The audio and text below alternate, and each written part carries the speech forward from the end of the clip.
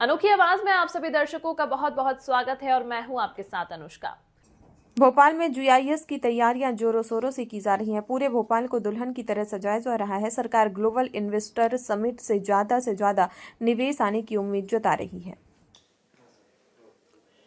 देखिए, global investor summit Madhya Pradesh के इतिहास में मील का पत्थर साबित होगी और विश्व के लोकप्रिय नेता प्रधानमंत्री श्री नरेंद्र भाई मोदी जी इसका उद्घाटन करने वाले हैं। कांग्रेस आरोप और आलोचनाएं करके ही राजनीति करना चाहती है। आज जीतू पटवारी जी ने कई आरोप लगाने के काम किए। जीतू पटवारी जी जब मध्य प्रदेश में एक उद्योगपति मुख्यमंत्री बना था कमलनाथ जी के रूप में, तब प्रदेश की जनता को ऐसा लगा था कि यहाँ पे उद्योगों के जाल बिछ जाएंगे, पर आपने तबादलों को उद्योग बनाने का काम कर दिया और अब आरोप लगाने का काम करें। उस मंत्रिमंडल में आप हमेशा अपनी बातों में कहते थे कि कमलनाथ जी ने आपके लिए देसी विदेशी की व्यवस्था की है। आप सब इन्हीं चीज़ों में लगे रहे, पर इसके विपरीत हमारे मुख्यमंत्री डॉक्टर मोहन यादव जी सतत प्रयास कर रहे हैं, सतत मॉनिटरिंग कर रहे हैं, सतत इन्वेस्टर समिट के माध्यम से प्रत्येक उद्योगपति से 1-to-1 चर्चा करके वो मध्य प्रदेश को टॉप 3 राज्यों में लेके आने के लिए काम कर रहे हैं। माननीय मोदी जी के मंशा के अनुरूप मध्य प्रदेश टॉप 3 राज्यों में आए, उसके लिए हम काम कर रहे हैं। और जो ये ग्लोबल इन्वेस्टर समिट भोपाल में हो रहा है, ये मध्य प्रदेश के इतिहास में स्वर्णिम अक्षरों में लिखे जाने वाला समिट है। इससे निश्चित रूप से विकसित भारत, विकसित मध्य प्रदेश की जो परिकल्पना है हमारे माननीय मोदी जी की, डॉक्टर मोहन यादव जी की, वो साकार रूप लेने वाली है। उद्योगों के लिए एनवायरनमेंट बनाने का काम जो हमने किया, उसको निश्चित रूप से उद्यमी, उद्योगपति सब मध्य प्रदेश को आशा भरी निगाहों से देख रहे हैं। और जो एनवायरनमेंट बिल्ड किया है हमने, यहाँ पे इंफ्रास्ट्रक्चर डेवलप करने का काम किया है हमने, वो उद्योगपतियों को भा रहा है। आपके समय पे जब बंटाधार प्रदेश था तो गड्ढों में से सड़कें ढूंढी जाती थी, अब सड़कें वॉल टू वॉल, देखिए आप चलते जाइए, जहाँ जहाँ जाइए सब सड़कें पक्की मिलेंगी आपको। आपके बंटाधार समय में बिजली कभी कभी आती थी, अब बिजली कभी कभी जाती है। सरप्लस स्टेट है मध्य प्रदेश बिजली में। सिंचाई का रकबा 4.5 लाख हेक्टेयर था, जो 50 लाख तक बढ़कर हो गया है। तो जो दस्यु समस्या थी, नक्सली समस्या थी, जो भी समस्याएं थी, उसको हमने दूर कर कर मध्य प्रदेश को इन्वेस्टर के एनवायरनमेंट बनाने का हमने काम किया है। आप आने वाले समय में देखेंगे कि यह जो इन्वेस्टर समिट है मध्य प्रदेश को विकसित मध्य प्रदेश बनाने के लिए है और निश्चित रूप से आने वाले समय में इसको स्वर्णिम अक्षरों से लिखा जाएगा। वहीं दूसरी ओर कांग्रेस ने आज ग्लोबल इन्वेस्टर समिट के वादे, दावे और हकीकत दिखाई, जहां पर जीआईएस के वादे, दावे और हकीकत पर बनी पुस्तक का विमोचन किया गया। वहीं प्रताड़ित निवेशकों के ऊपर बनाई गई डॉक्यूमेंट्री भी प्रदर्शित की गई। पीसीसी चीफ जीतू पटवारी ने सरकार पर आरोप लगाया कि सरकार लगातार ग्लोबल इन्वेस्टर समिट तो करती है, लेकिन इसे किसी भी प्रकार का कोई निवेश प्रदेश में नहीं आता। उल्टा जो निवेशक प्रदेश में इन्वेस्ट करना चाहते हैं, सरकार उनके साथ कारपोरेट नहीं करती है, उन्हें एक सुरक्षित माहौल नहीं मिलता है।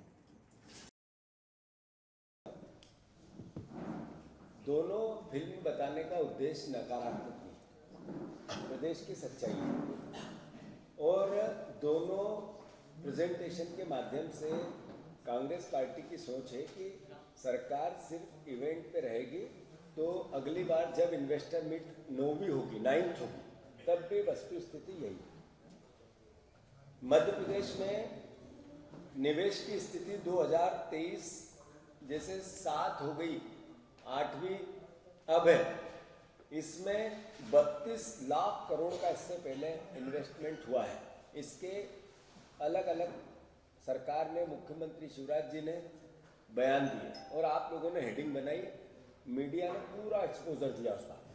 और मध्य प्रदेश की जनता को भरोसा भी हुआ कि आखिर मुख्यमंत्री इतना प्रयास कर रहे हैं, तो अल्टीमेटली कुछ तो इसका ऐसा असर होगा जो आम औद्योगिक नीति के साथ साथ आम जनता पर और प्रदेश की अर्थव्यवस्था पर इसका असर होगा। जमीनी हकीकत इसके विपरीत क्या रही?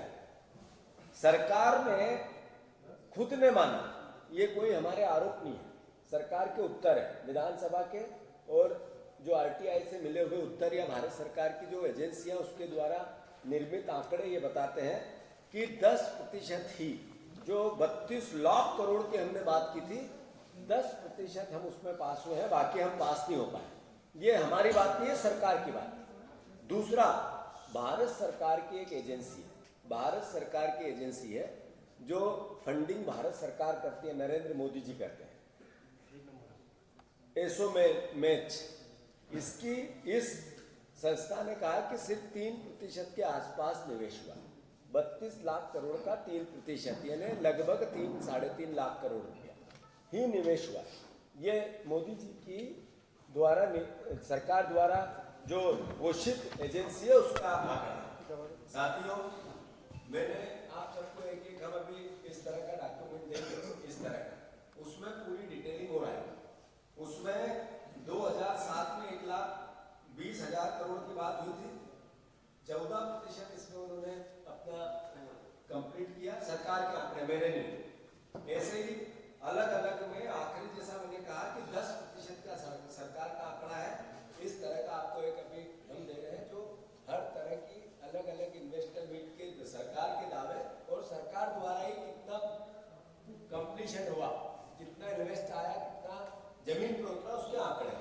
तो ये 2007 के, 10 के, 12 के, 14 के, 16 के और 23 के।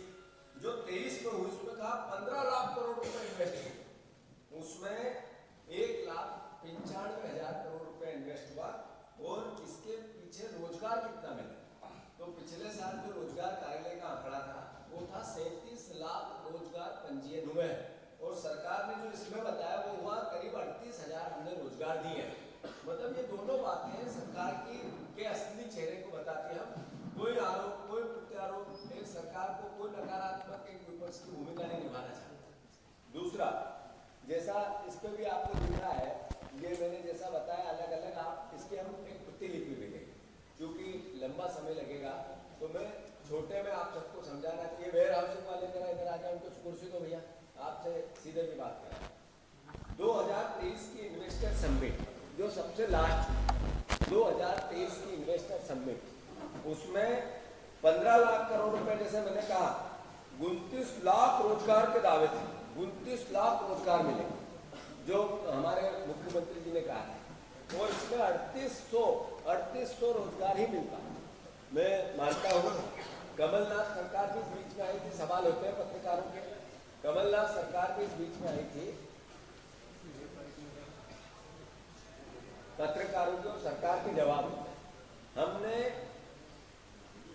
मैग्निफिसेंट मध्य प्रदेश 2019 किया, उसमें 74,000 करोड़ रुपए के MOU रियल हुए थे, और उसमें से 30,000 करोड़ रुपए जमीन पे उतरे थे। ये भी सरकार के आंकड़े हैं, जो मैंने आपको जैसा कहा, ये आप इस पे देख सकते हैं स्लाइड पे, स्क्रीन पे। तो 2020, 21 और 22 में भी इसका असर हुआ। जो दो बाकी की इन्वेस्टर मीट हुई, उसमें भी जो कमलनाथ जी ने जिस तरीके से प्रैक्टिकल रूप में इन्वेस्टरों को बुलाने की कोशिश की थी, उसका असर हुआ। साथियों, एक बात और है, आदरणीय अभी मोहन यादव जी जापान जाके आए, फिर उससे पहले वो और लंदन भी गए थे। शिवराज जी भी इसके पहले 60-70 देश घुमाया 20 साल, और उसका उद्देश्य सिर्फ एक था कि हम बाहर के इन्वेस्टरों को आकर्षित करने जाए। जो भारत सरकार की रिपोर्ट है, भारत सरकार की रिपोर्ट ये कहती है कि 2019 से 22 तक जो 0.33% इन्वेस्ट आया, जो मध्य प्रदेश पहले 10 राज्यों में भी इस साल नहीं है। मतलब जहां महाराष्ट्र में 27.87% बाहर का इन्वेस्ट आया, विदेशी निवेश हुआ, मध्य प्रदेश में 0.33% हुआ। यानी हम जब बार बार कह रहे थे कि ये विदेशी टूरिज्म पे जाते हैं, वो सिद्ध हुआ। शिवराज जी कहा जो बार बार विदेश जाना था, वो केवल प्रदेश पे कर्ज बढ़ रहा था, वो ये इससे एहसास होता है। मैं आप सबसे आग्रह करना चाहता हूँ कि जैसा मैंने कहा कि 2022, 23, 24 और 24-25 इस विदेशी निवेश को लेकर जब मोहन यादव भी अभी घूम के आए हैं, इन्होंने जीरो, नाम ही नहीं है, विदेशी निवेश ही नहीं आया मध्य प्रदेश में। मतलब पिछले 5 पंचवर्षीय योजना में कोई विदेशी निवेश मध्य प्रदेश में नहीं लाया। ये भारत सरकार के आंकड़े हैं, हमारे नहीं, कोई आरोप भी नहीं है। मैं आप सबसे आग्रह करता हूं इस बात का ये सब फैक्ट है। और इन कहाँ की कौन सी एजेंसी से हमने ये पूरी क्रिया की है, उसका भी हम विस्तार रूप से आपको सोशल मीडिया के माध्यम से या उससे विस्तारित रूप से देंगे। तो फिर से मैं आप सबसे आग्रह करता हूँ कि जैसा अभी फिल्म में बताया गया था कि वस्तु स्थिति तो ये है जो हमने आपसे बात करी, तब मैं उनसे भी अनुरोध करना चाहता हूँ जो यहाँ आ रहे हैं इन्वेस्टर, बड़े बड़े समूह जिनका नाम है, वहीं नेता प्रतिपक्ष उमंग सिंघार ने बताया कि मध्य प्रदेश में कई ऐसे क्षेत्र हैं जहां पर बढ़ चढ़कर उद्योग स्थापित किए जा सकते हैं, लेकिन सरकार का उसे और ध्यान नहीं है। इस पे भी कहना चाहूंगा कि प्रदेश के किसानों को लेके भी इस पे भी बात होना चाहिए, इस पे भी नीति बनना चाहिए। लेकिन बड़ा करोड़ों रुपए आप जनता का पैसा खर्च कर रहे हो, लेकिन आप छोटे लोगों के बारे में नहीं सोचते हो। हथकरघा की बात करूंगा, चंदेरी, महेश्वरी, बाघ प्रिंट, ये छोटे छोटे गरीबों को घर चलते हैं।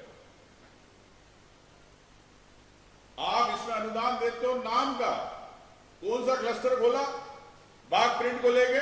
बड़े बड़े उद्योगपति से लेकर एलिट क्लास के लोग हिंदुस्तान वर्ल्ड के अंदर बाघ प्रिंट पहनते हैं आजकल।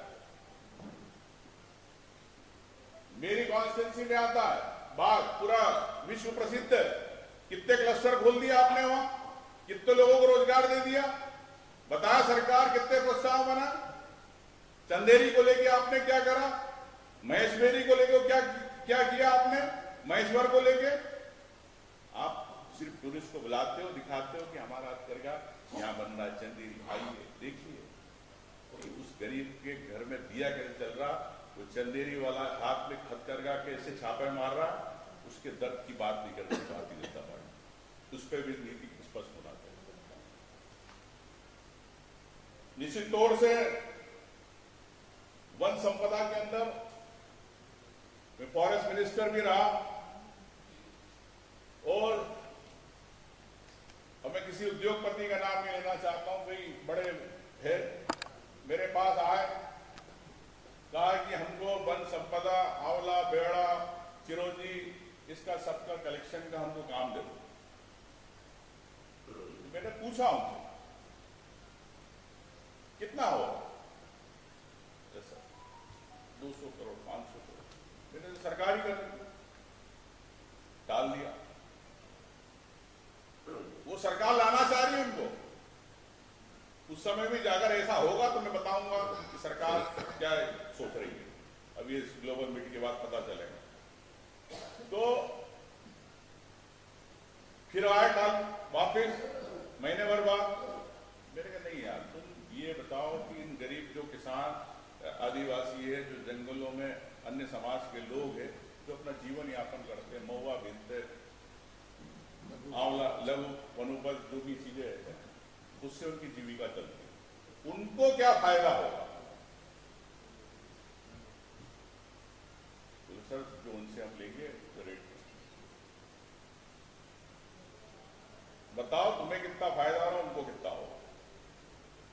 बड़े घुमा फिरा के बाद में बताया कि सर हमको 4000 करोड़ के करीब इसमें हमको यहाँ से मिलेगा। वो सरकार राज्यों में दिखाती है 150-200 करोड़ रुपए, और उद्योगपति 3-4 हजार करोड़ अपने वन संपदा से ले आ रहे चीजें ब्लैक मार्केट से। कि सरकार इन वन समितियों के लिए, जो प्रदेश में है हजारों समितियां हैं, क्या उसके लिए नीति बनाएगी? प्रदेश में आप महुआ को लेके बोलते हो कि महुआ को लेके शराब बनाएंगे, हम यहाँ के लोकल ब्रांडिंग करेंगे, यहाँ के लोगों को फायदा होगा। शराब की आप डिस्टिलरियां खोलना चाहते हो, बड़े लोगों को फायदा, लेकिन उस गरीब आदिवासी किसान को लेके उस महुआ की आप शराब की पॉलिसी कागज पे बनाते हो, लेकिन उसके लिए आप नहीं उसको रोजगार देना चाहते। इस पे सरकार की स्पष्ट नीति होना चाहिए। निश्चित तौर से कई मामले हैं, लेकिन मैं ये भी कहना चाहता हूं कि इंदौर के पास